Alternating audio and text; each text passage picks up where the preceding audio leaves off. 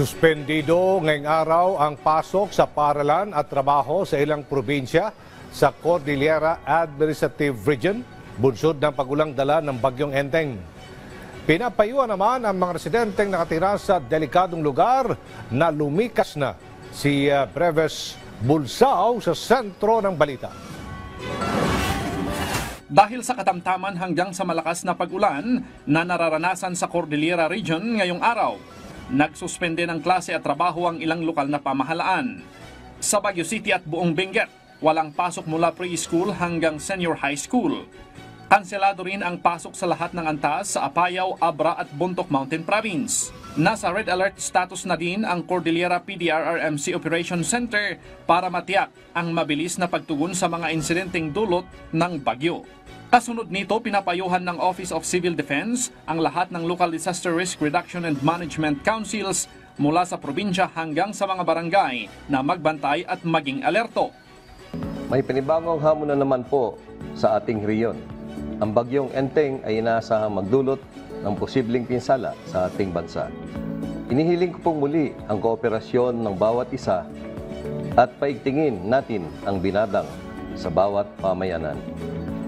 Tayo po ay maganda at gawin ang nararapat na aksyon upang maiwasan ang epekto ng bagyo. Unahin ang kaligtasan at sumunod sa mga abiso ng ating pamahalaan. Maging alerto at lumikas kung kinakailangan. Nakatutok din ang Disaster Quick Response Teams ng DSWD sa pagbibigay ng food at non-food resources bilang response augmentation sa mga LGU kung kinakailangan. Mahigit 7,000 family food packs na ang nakapreposisyon sa iba't ibang lalawigan sa Cordillera. Dahil naman sa banta ng landslide, muling iniutos ng Mines and Geosciences Bureau at lokal na pamahalaan ng itugon ang pansamantalang pagpapahinto ng small-scale mining activities sa buong bayan. Pinapayuhan din ang mga residente na nakatira sa mga delikadong lugar na lumikas kung kinakailangan.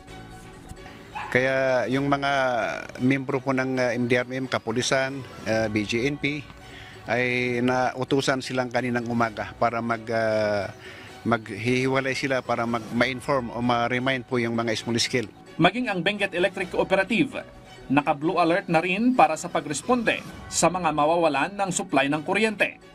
Mula kagabi, may ilang lugar na sa Baguio City at Benguet na nawalan ng kuryente dahil sa ilang natumba at nasirang pasilidad.